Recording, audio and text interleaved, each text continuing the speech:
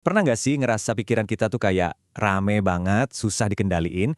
Nah, hari ini kita akan coba bedah bareng sebuah kerangka yang praktis banget buat mengelola pikiran kita yang diinspirasi dari khotbah Pastor Henny Kristianus. Oke, kita mulai dari sini deh. Pertanyaan yang mungkin sering kita hadapi, gimana caranya ngendaliin arus pikiran yang kayaknya nggak ada hentinya? Nah, yang menarik sumber yang kita bedah hari ini bilang medan perangnya tuh bukan di kepala kita. Nah, ini dia petunjuknya. Sumber materi ini nunjukin kalau pertempuran sebenarnya itu ada di hati. Coba deh perhatiin frasa, memikirkan, di dalam hatimu.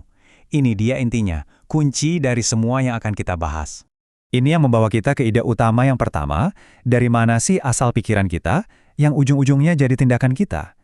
Ternyata, semuanya itu dimulai dari tempat yang lebih dalam dari sekedar aktivitas otak. Disinilah kita bertemu sama satu konsep kunci, perenungan batin. Coba bayangin ya, ini tuh bukan sekedar file yang kita simpan di otak. Ini lebih kayak benih yang kita tanam di dalam hati, tempat kita merenung, ngerasain, dan ngebiarin benih itu tumbuh. Pembicara berargumen, kalau tindakan-tindakan yang merusak itu gak muncul tiba-tiba gitu aja. Semua itu lahir dari perenungan batin ini. Misalnya nih, perselingkuhan atau pencurian, itu bukan tindakan impulsif, tapi hasil dari sesuatu yang udah direncanain dan direnungin matang-matang di dalam hati. Jadi, alurnya jelas banget kan? Apa yang kita masak di dalam hati, itu jadi resep. Resep itu jadi rencana dan akhirnya jadi tindakan. Dan ya, setiap tindakan pasti ada akibatnya. Oke, kalau akarnya ada di hati, terus gimana dong cara menjaganya? Nah, khotbah ini nawarin kita strategi bertahan yang sangat jelas dan praktis. Caranya gimana? Ada 3 kunci super praktis dari kitab Amsal buat menjaga dunia batin kita. Ini bukan cuma teori loh ya, tapi benar-benar langkah nyata yang bisa kita lakuin. Pertama, jaga mulut. Ini bukan cuma soal apa yang kita omongin, tapi juga apa yang kita masukin lewat telinga. Sumber materi ini menekankan untuk hindari gosip dan omongan negatif yang bisa meracuni pikiran kita, seperti bisikan yang menanam benih keraguan terhadap pasangan misalnya. Kedua, jaga mata. Maksudnya, fokus kita kemana? Kalau kita terus-terusan ngeliatin kaca spion, melihat ke masa lalu, entah itu kegagalan atau penyesalan, kita nggak akan maju-maju. Bisa-bisa malah nabrak, kan? Sekarang, biar lebih kebayang, kita lihat satu contoh klasik.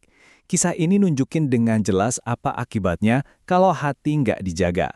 Ceritanya dimulai dari satu emosi yang sederhana tapi kuat banget, iri hati. Perasaan inilah yang memanaskan hati Kain dan jadi titik awal dari perenungan batin yang berbahaya.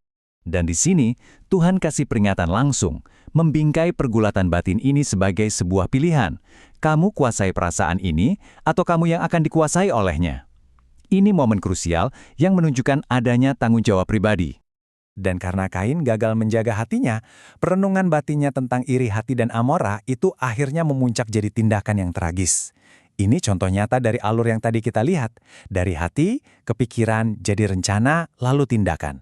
Pengingat yang kuat banget soal bahayanya hati yang gak dijaga. Jadi, poin pentingnya adalah menjaga hati itu bukan cuma soal bertahan, tapi juga soal secara proaktif memilih mau kita isi dengan apa. Ini pergeseran dari mode defensif ke ofensif. Khotbah ini ngegambarinya kayak persimpangan jalan. Mau ikut jalan daging alias insting dasar kita, ya hasilnya seperti yang kita lihat di kiri. Atau mau ikut jalan roh yang tujuannya lebih tinggi. Hasilnya beda jauh seperti yang di kanan. Arah hidup kita pada akhirnya kelihatan dari pilihan-pilihan kecil kita sehari-hari. Jadi pertanyaannya, apa sih yang mendasari keputusan-keputusan Anda? Itulah yang sebenarnya lagi mimpin hidup Anda. Dan ini dia strategi pamungkasnya, mengisi pikiran kita secara proaktif. Daripada cuma sibuk ngelawan pikiran jelek, kita secara sadar milih buat fokus pada semua yang benar, mulia, adil, dan suci. Ini tentang mengubah lanskap batin kita dengan sengaja. Ini pertanyaan penutup buat kita renungkan. Kalau pikiran kita itu yang membangun realitas hidup kita, pertanyaannya, realitas seperti apa yang sedang kamu pilih untuk bangun hari ini? Pertempuran ini dimenangkan bukan dengan mengosongkan pikiran, tapi dengan sengaja mengisinya dengan hal yang benar.